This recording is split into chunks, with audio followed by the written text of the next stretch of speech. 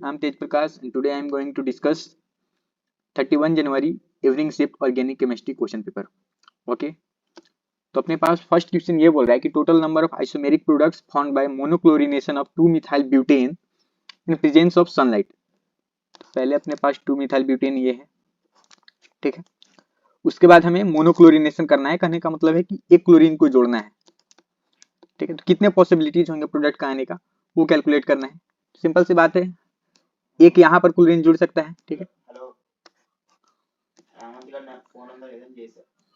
तो यहाँ पर अपना क्लोरीन आकर ये प्रोडक्ट बनेगा, ठीक है। यहाँ पर एक कायरल कार्बन भी होगा तो दो पॉसिबिलिटीज होंगे, और उसके बाद यहाँ पर जुड़ सकता है, फिर यहाँ पर कोई कायरल कार्बन नहीं है, एक ही पॉसिबिलिटी होगा। यहाँ पर 2 चांस हुआ, ठीक है। यहाँ पर 1 हुआ, उसके बाद यहाँ पर जुड़ सकता है, तो यहाँ पर भी कायरल कार्बन होगा, तो यहाँ पर भी 2 पॉसिबिलिटीज, और लास्ट में अपना ये आ जाएगा, ठीक है। यहाँ पर भी कोई कायरल कार्बन नहीं है तो 1, मतलब टोटल प्रोडक्ट इसमें कितने आ रहे हैं, हमारे पास 6 आ रहे हैं। यहाँ पर टोटल प्रोडक्ट्स 2 कायरल कार्बन होने की वजह से, 1 कोई कायरल कार्बन नहीं है, 2 कायरल कार्बन होने की वजह से, ठीक है, और फिर से 1, टोटल यहाँ पर 6 पॉसिबिलिटीज है, तो वही यहाँ पर आंसर हो जाएगा। Total number of isomeric products कितने हुए, यहाँ पर 6 हुए, ठीक है। नेक्स्ट क्वेश्चन अपने पास है, आसान सा क्वेश्चन है।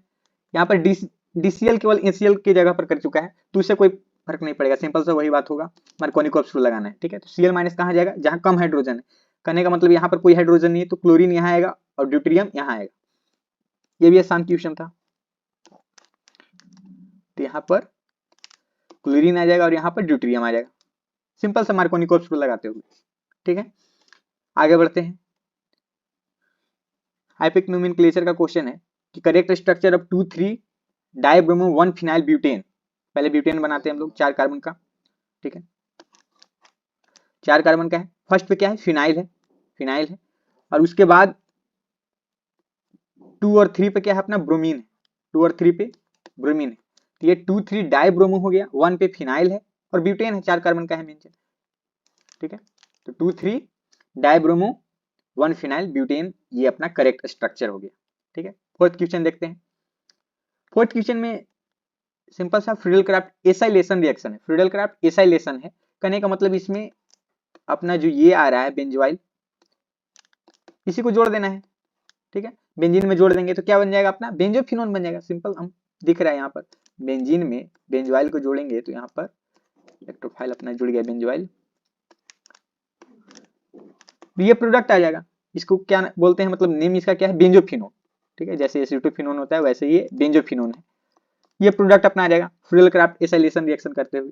कौन सा रिएक्शन है, फ्रीडल क्राफ्ट एसाइलेशन, ठीक है। आगे देखते हैं। आगे बोल रहा है कि arrange the rate of electrophilic aromatic substitution. ध्यान से देखना है कि यहाँ पर बोल रहा है इलेक्ट्रोफिलिक एरोमेटिक सब्स्टिट्यूशन, तो सिंपल सा देख लेंगे कि इलेक्ट्रोफाइल कहाँ अटैक करेगा, मतलब उसमें बेहतर होगा जहां पर बेंजीन में इलेक्ट्रॉन डेंसिटी ज्यादा होगा, जहां पर इलेक्ट्रॉन का मतलब कलेक्शन ज्यादा होगा, सिंपल ये कर सकते हैं। तो यहाँ पर क्लोरीन क्या है, डीएक्टिवेटिंग ग्रुप होता है -I की वजह से, नाइट्रो -I और -M, तो इसका -M ही इतना पावरफुल है कि ये डीएक्टिवेटिंग नेचर का मतलब डीएक्टिवेटिंग नेचर शो करता है। अपना ये मिथाइल है, सिंपल सा EDG इलेक्ट्रॉन देने वाला ग्रुप है, तो यहाँ पर सबसे बेहतर डी होगा, क्यों, क्योंकि वहां पर इलेक्ट्रॉन डेंसिटी ज्यादा है, क्योंकि बेंजीन को इलेक्ट्रॉन मिल रहा है, तो उस केस में इलेक्ट्रोफाइल प्रीफर करेगा डी को, ठीक है, टोल्यूइन को प्रीफर करेगा। उसके बाद ए को करेगा, क्यों, क्योंकि एटलीस्ट ए के पास से कोई खींचने वाला ग्रुप नहीं लगा है, EWG ग्रुप नहीं लगा है, कोई डीएक्टिवेटिंग ग्रुप नहीं लगा है, इस वजह से क्लोरीन के सेंस में बेंजीन से कम हो जाएगा उसका इलेक्ट्रोफिलिक सब्स्टिट्यूशन में। और सबसे पीछे कौन हो जाएगा, सी हो जाएगा, क्योंकि इसमें एकदम बहुत जबरदस्त वाला EWG ग्रुप लगा हुआ है, नाइट्रो। तो यहाँ पर ये आंसर हो जाएगा, मतलब ऑर्डर हो जाएगा, सबसे ज्यादा टोल्यूइन होगा, उसके बाद बेंजीन होगा, उसके बाद क्लोरोबेंजीन होगा, और सबसे लास्ट में अपना नाइट्रोबेंजीन हो जाएगा, ठीक है। ये इलेक्ट्रोफिलिक एरोमेटिक सब्स्टिट्यूशन हो गया। अब बात करते हैं, यहाँ पर अपने पास ये क्वेश्चन था,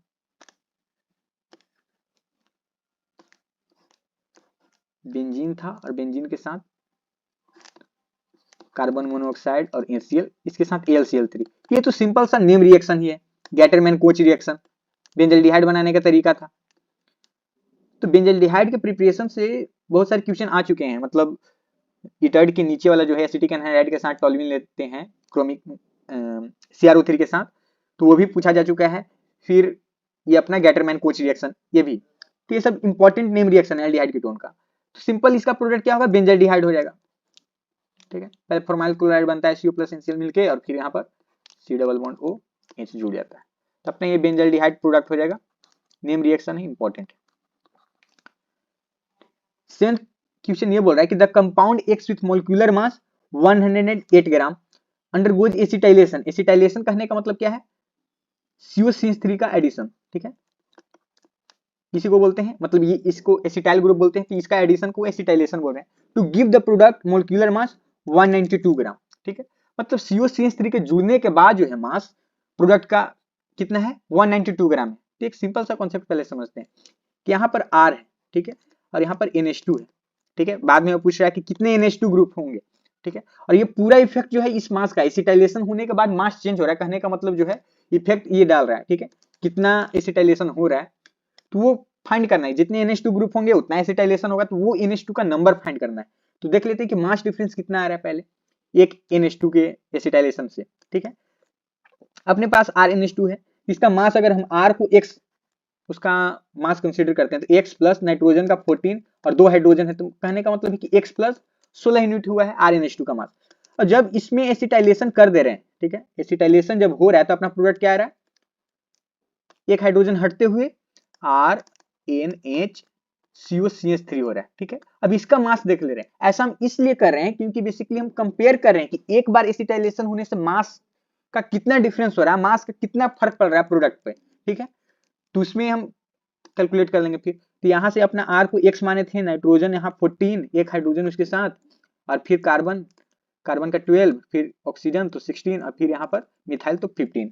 इसको जोड़ते हैं, कितना आएगा, 15 हो गया, 30 और 28, 58, मतलब कि X प्लस 58, ठीक है। यहाँ पर हम मास डिफरेंस देखना चाह रहे हैं कि भाई एक एसिटाइलेशन के बाद कितना मास का डिफरेंस हो रहा है, कितना बढ़ जा रहा है, ठीक है। तो X plus 58 minus X plus 16, ठीक है, ये करेंगे तो अपने पास क्या है 42, मतलब कि एक NH2 ग्रुप है और उसके साथ एक बार एसिटाइलेशन हो रहा है, तो 42 यूनिट मास का क्या है डिफरेंस हो रहा है। अब इसी तरीके से यहां पर देखना है कि 108 ग्राम से 192 ग्राम हो रहा है, मतलब 108 ग्राम से 192 ग्राम हो रहा है। तो यहां पर देख रहे हैं कि मास डिफरेंस कितना हो रहा है, 84 ग्राम हो रहा है। तो 84 ग्राम से हमें यह मालूम करना है कि कितने NH2 लगे होंगे।